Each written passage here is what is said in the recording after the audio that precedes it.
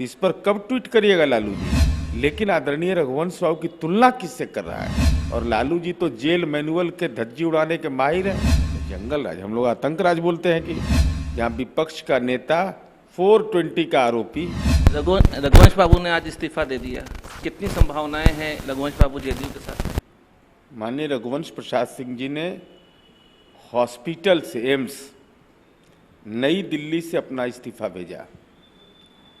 यह राष्ट्रीय जनता दल के लिए आईना है कि आदरणीय रघुवंश बाबू जब अपने जीवन की चुनौतियों से जूझ रहे थे, चाहे वो एम्स हॉस्पिटल पटना हो, कोविड के दौर में, बाद में एम्स दिल्ली,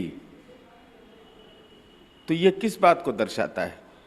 ये जो पारिवारिक कुनबा है, और किससे तुलना कर रहा है रघुवंश बाबू का? राजनीतिक मतभेद हमारे रहे हैं, लेकिन आदरणीय रघुवंश बाबू की तुलना किससे कर रहा है? जो अपरोक्ष रूप से बातें आ रही है, तो स्वाभाविक रूप से ये राष्ट्रीय जनता दल की कार्य संस्कृति है। और लालू जी तो जेल मैनुअल के धज्जी उड़ाने के माहिर हैं, ट्वीट करते हैं। तो बेटा के कारनामे पर जिसके चलते आदरणीय रघुवंश बाबू को मानसिक पीड़ा हुई, तो इस पर कब ट्वीट करिएगा लालू जी? रघुवंश बाबू ने तो ट्वीट कर दिया आपको, तो इसका ट्वीट के माध्यम से जवाब दीजिएगा कि नहीं? ट्वीट करे लालू जी और बताए कि कौन है गुनाहगार जो माननीय रघुवंश बाबू को उम्र के चौथे पड़ाव पर किसने मानसिक पीड़ा दी। किसने राजनीतिक रूप से, अपरोक्ष रूप से इनको मानसिक आघात पहुंचाया? कौन गुनाहगार है लालू जी, बताएं। जेडीयू लगातार विकास की बात करती रही है और बिहार में विकास देखा भी जा रहा है। ऐसे में जब भी इलेक्शन का समय आता है तो जंगल राज की बात कही जाती है, फिर उसी चीज़ का, जंगल राज का भय दिखाया जाता है। इस पे आप क्या कहना चाहें? जंगल राज, हम लोग आतंक राज बोलते हैं कि जंगल राज तो माननीय उच्च न्यायालय ने बोला था, जनता के न्यायालय ने तो आतंक राज बोला था। और क्यों नहीं जब बोलेंगे भाई? जिसका नेता 420 का आरोपी हो, 420 का आरोपी, ऐसा देश में कोई नेता मिला होगा जहां विपक्ष का नेता 420 का आरोपी और उसके पिता 420 के सजा याफ्ता? तो हम लगाए हैं धारा। ऐसा कोई नेता मिला होगा विपक्ष का नेता जिसका प्राइवेट असिस्टेंट सरकारी धन से वेतन लेता है, अनैतिक देह व्यापार अधिनियम का आरोपी हो? ये कहीं नहीं मिलेगा देश में।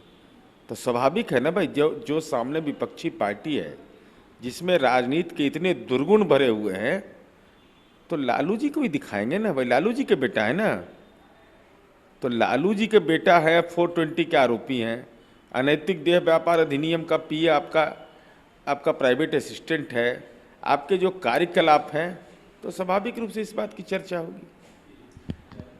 और माना जाता है बिहार में कि बिना लालू के इलेक्शन में वो बात नहीं बनती है जो होनी चाहिए। ऐसे में भाई वीरेंद्र का बयान है कि लालू यादव एक विचारधारा है, जो तेजस्वी यादव भी कहते रहे। इस पर आपकी क्या टिप्पणी? नहीं, लालू जी ने बेउर जेल का उद्घाटन किया था, तो बेउर जेल में मौजूद रहे। झारखंड मेरी लाश पर बनेगा, तो झारखंड जेल पहुंच गए, होटवार जेल। जैसी करनी वैसी भरनी हो रही है इनकी। तो स्वाभाविक रूप से लालूवाद, ये लोग कहते हैं कि लोहिया का समाजवाद नहीं, लालूवाद विचारधारा है। चूंकि एक चपरासी क्वार्टर में रहने वाला व्यक्ति अपने परिवार से भी नौकरी के नाम पर जमीन लिखवा ले, तो ये संस्कार तो है नहीं किसी का बिहार में। तो लालू जी का ही संस्कार रहा है। तो लालूवाद एक विचारधारा है, इसीलिए तो हम लोग दिखाते हैं आईना कि देखो लालू यादव के राज में क्या क्या हुआ है और क्या क्या हुआ, उसका क्या असर होगा। ये तो बिहार की जनता 2019 में भी स्पष्ट कर दिया है।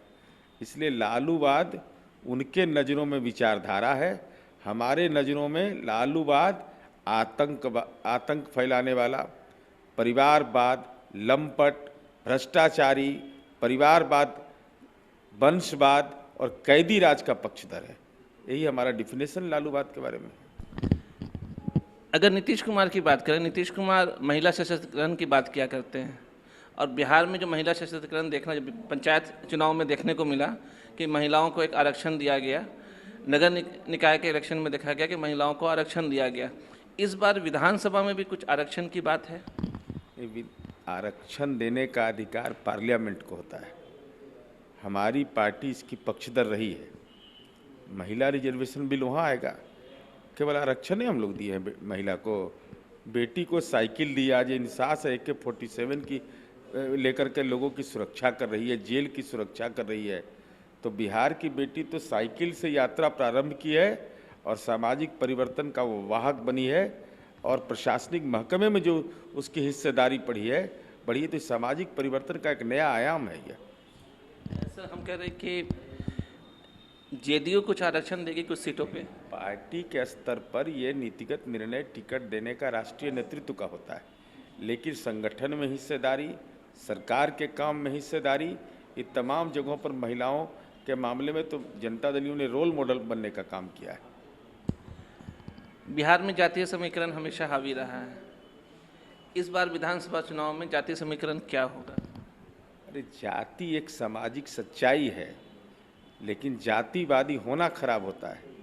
समाज के सारे तबकों के लिए काम हम लोगों ने किया है। विकास हमारा एजेंडा है, किसी को छोड़ा नहीं है। न वर्ग विभेद किया है, न वर्ण विभेद किया है, न धर्म और जाति के नाम पर किया है। इसलिए सामाजिक जकड़न पर जो चुनाव लड़ना चाहते हैं उनको मुबारकबाद। हमारी मानसिकता है कि बिहार बदलाव की पटकथा लिख रहा है।